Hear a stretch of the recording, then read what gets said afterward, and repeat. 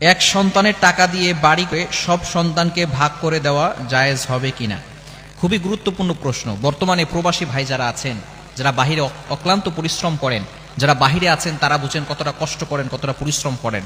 আমরা তো মনে করি বাইরে থেকে টাকা আসতেছে, আমরা এই বাংলাদেশে বসে অনেক ভাই আছে, অনেক বোন আছে, ভাইয়ের টাকাটা বিদেশ থেকে আসতেছে আর তারা এমন ভাবে উড়াচ্ছে, মনে করতেছে একটা গাছ লাগিয়েছে, টাকার গাছ, টাকার একটা গাছ লাগিয়েছে, টাকার একটা মেশিন তারা পেয়েছে।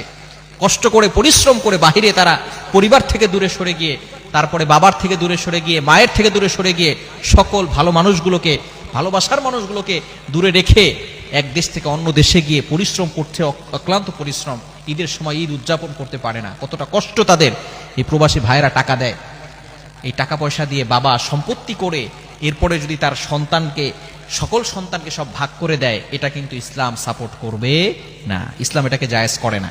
একজনের টাকা দিয়ে, হ্যাঁ বাবা মাকে সে দিবে ঠিক আছে, কিন্তু তার টাকা দিয়ে সবাইকে ভাগ করে দেওয়া, এটা ইসলাম সাপোর্ট করে না। বর্তমানে অনেক পিতামাতা এমন আছে। কিছুদিন আগে আমাকে একজন ফোন দিয়ে বলছে, হুজুর আমি প্রবাসে থাকা অবস্থায় 5 বছর 6 বছর প্রবাসে থেকেছি, সেখান থেকে প্রায় 64 লক্ষ টাকা পাঠিয়েছি। 64 লক্ষ টাকা। মায়ের যে সময় যেটা লেগেছে সেই সময় সেটা দিয়েছি, বাবার যে সময় যেটা লেগেছে সেই সময় সেটা দিয়েছি, ভাইকে দিয়েছি, বোনকে দিয়েছি, সবাইকে দিয়েছি। আমার টাকা দিয়ে বাড়ি করা হয়েছে, সবকিছু ঠিকঠাক মতো হয়েছে।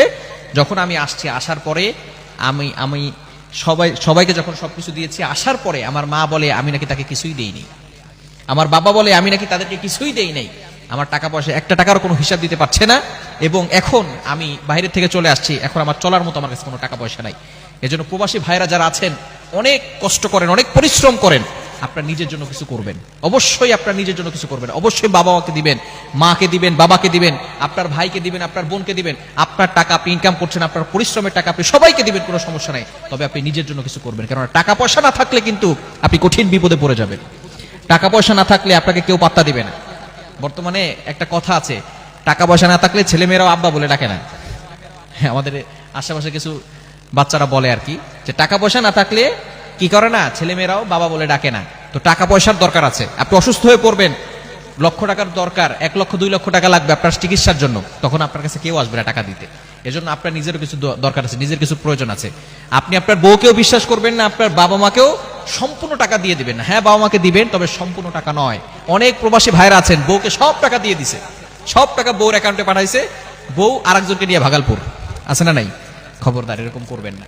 আপনি নিজের জন্য করবেন, আপনি পরিশ্রম করছেন, সবাইকে দিবেন ঠিক আছে, বাবা মাকে দিবেন, যথেষ্ট পরিমাণ দিবেন, যা লাগবে তাই দিবেন, কিন্তু আপনার নিজের জন্য কিছু করে রাখবেন, যাতে করে আপনি বিপদে পড়লে আপনি আপনার টাকা দিয়ে বিপদ থেকে উঠে